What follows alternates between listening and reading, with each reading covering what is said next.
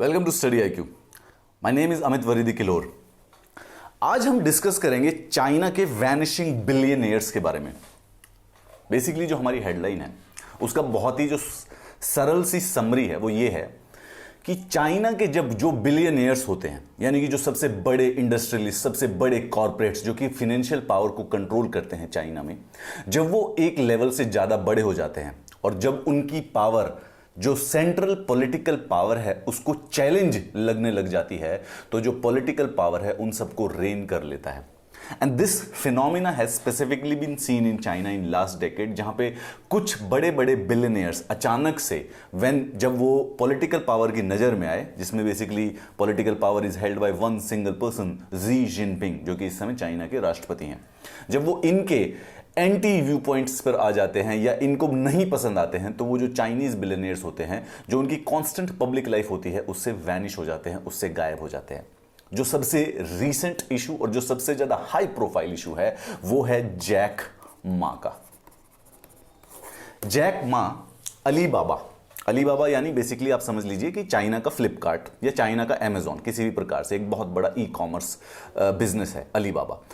उनके चेयरमैन हैं। इन्होंने अली पे भी बनाया हुआ है। अली पे समझ लीजिए कि पेटीएम है, चाइना का जो पेटीएम है इतना, या गूगल पे या जो भी आपको पसंद हो, फोन पे था, इतना ऐसी एक कंपनी है वहां की।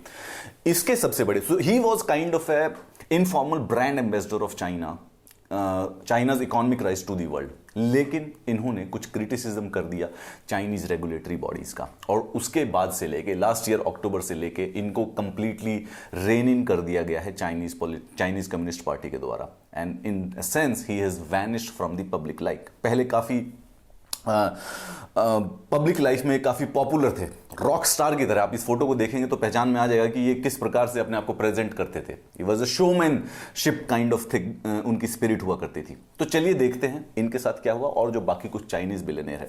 अब जैक मा युन इनका जो पूरा नाम है, is a Chinese business magnate, is an investor, is a philanthropist, is the co-founder and the former executive chairman of the Alibaba group. एक मल्टीनेशनल टेक्नोलॉजी कॉन्ग्लोमेरेट है। Is a strong proponent of a open and market driven economy. बहुत popular थे, बहुत public life में आते थे, इस प्रकार से मूवीज करते थे, गाने गाते थे, रॉक स्टार की तरह बिहेव करते थे, सेंटर ऑफ अटेंशन रहा करते थे। परंतु धीरे धीरे जब इनकी पावर बहुत ज़्यादा बढ़ गई, ये दोनों के दोनों बड़े ग्रुप Alibaba.com और Alipay.com, यानी कि पेटीएम और अमेजॉन आप समझ के चले, ये दोनों के दोनों इनके द्वारा बनाए गए हैं। 2000 ईयर 2000 के करीब इन्होंने बनाया था। अक्टूबर 2020 और जनवरी 2021 के बीच में जैक मा ने कोई भी पब्लिक अपीयरेंस नहीं की।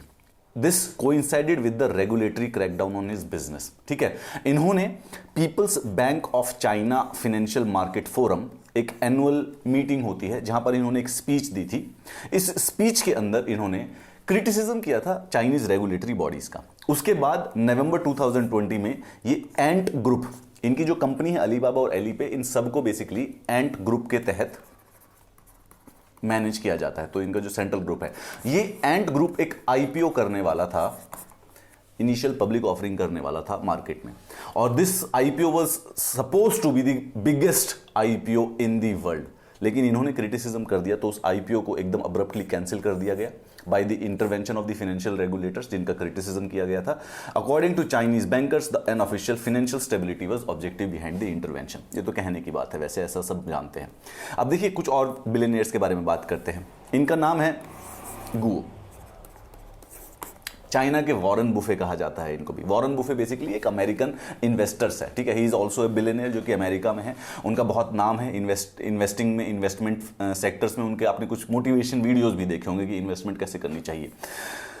इसके साथ साथ जो गुओ गुआन चैंग है, ये फाउंडर एंड चेयरमैन है of a investment conglomerate Fosun International. ये कंपनियां के नाम और चाइनीज जो बिलियनियर्स उनके नाम करना जरूरी नहीं है, कॉन्सेप्ट को समझने की कोशिश कीजिए कि ये भी एक इन्वेस्टमेंट बिलियनियर थे। इनको भी बेसिकली रेन इन कर दिया गया था। जब इनको रेन कर दिया गया, द फर्म टेम्परली, जो कि फुजोन इंटरनेशनल है, इसने टेम्परली सस्पेंड की अपनी ट्रेडिंग को, और उन्होंने कहा कि जो गुओ है, he was assisting with the judicial authorities with unnamed investigation. इन्होंने भी बेसिकली चाइना की कम्युनिस्ट पार्टी के साथ इनका भी कुछ झगड़ा हो गया था। इसके साथ साथ दूसरा देखिए, Zhou Chengjian. Zhou Chengjian is the fast fashion firm Shanghai Metersbonwe fashion and accessories. ठीक है, इन्होंने टेम्पररीली बेसिकली अपनी स्टॉक ट्रेडिंग को हॉल्ट कर दिया था जब ये अचानक से बेसिकली गायब हो गए थे and he was unreachable.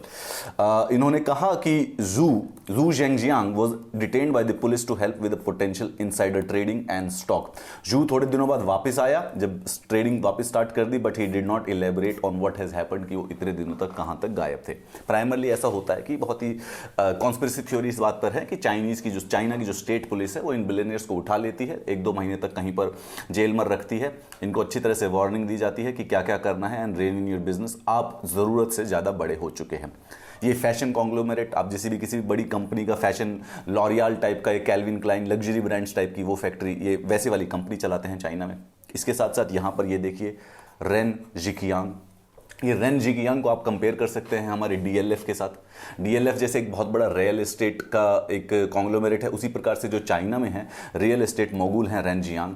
He also went missing in March after publishing an online essay that blasted Chinese government handling of COVID-19 pandemic. Although he didn't mention Xi by name, he referenced the Chinese leader several times by called him a clown. तो basically पिछले साल जनवरी में जब कोविड-19 का pandemic start हुआ था 2020 में China में, तो इन्होंने एक लिख दिया, कुछ इन्होंने ऐसे लिख दिया जिसमें इन्होंने चाइना की हैंडलिंग ऑफ कोविड-19 का बेसिकली क्रिटिसाइज कर दिया। तब से लेकर मार्च से लेकर ये भी गायब थे।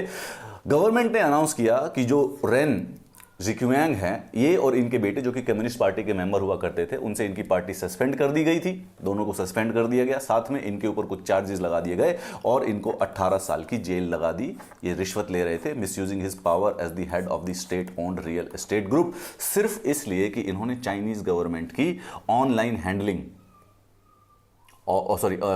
हैंडलिंग ऑफ द कोविड-19 को बेसिकली क्रिटिसाइज कर दिया था। Sounds suspiciously similar to some other country.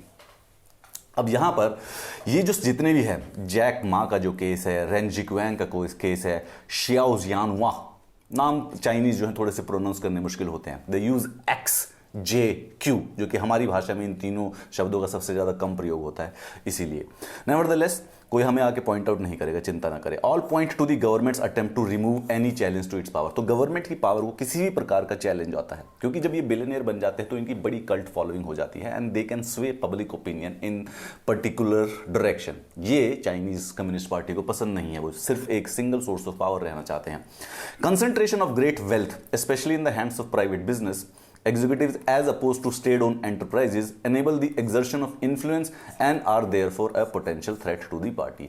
Under Xi and especially in the last few years, communist party of China जो है उन्होंने रेगुलर प्रैक्टिस करी है ऐसे लोगों को अरेस्ट करने की and stripping them of their assets, उनसे उनका सारा सामान लिया जाता है। सबसे वर्स्ट केस तो आप इनका केस देख लीजिए, रेन जिकियांग का। बिलियनियर हुआ करते थे, रियल एस्टेट मोगुल थे, लेकिन उन्होंने एक आर्टिकल लिखा और इनके ऊपर केस लगा के इनको 18 साल की सजा दे दी। इनको और इनके बेटे को चाइनीज कम्युनिस्ट पार्टी की मेंबरशिप से भी निकाल दिया गया। Larger point is that no one is above the party और बियॉन्ड द रीच। इन सब में जो इन सब के सबसे बड़े रॉक स्टार है जैक मा और उनका एंट ग्रुप। एंट ग्रुप एक इनिशियल पब्लिक ऑफरिंग करने जा रहा था नवंबर में $37 बिलियन की। ठीक है, अलीबाबा को इन्होंने, अलीबाबा के जितने बिजनेस थे उन सबको अलग कर दिया और जो बचा हुआ एक अलीबाबा बन गया और उसके बाद जो था अलग अली पे एक्स्ट्रा बहुत सारे कई सारे जो काम हैं उनको एंट ग्रुप में बदलवा दिया। अब देखिए, hundreds of millions, 1.5 billion population है चाइना की। ठीक है, उसमें से 1-1 बिलियन, मतलब कहीं पे कोई कंपनी, वर्ल्ड की सबसे बड़ी कंपनी होती है जिसके 1.1 बिलियन कंज्यूमर्स हो, राइट। चाइना के अंदर अंदर अकेले 1.5 बिलियन ह्यूमन बींग्स हैं। उनकी जो भी कोई कंपनी वहां पर कॉन्ग्लोमेरेट बनती है तो सारी की सारी 1 बिलियन कंज्यूमर्स को ले ही लेती है।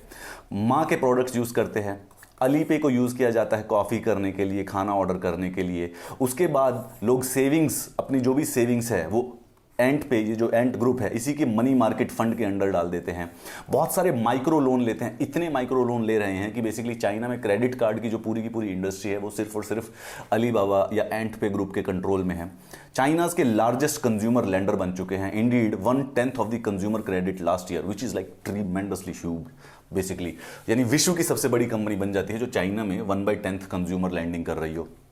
कुछ उसके बाद जो ये सारा पैसा क्रेडिट पर दिया जाता है ये अलीबाबा के ऑनलाइन मार्केट प्लेस पर ही बेसिकली क्या कहते हैं खर्च किया जाता है। उसका नाम है टाओबाओ बेसिकली अंग्रेजी में कहें तो उसको ट्रेजर हंट कहा जाता है, बिलियन प्रोडक्ट्स देता है।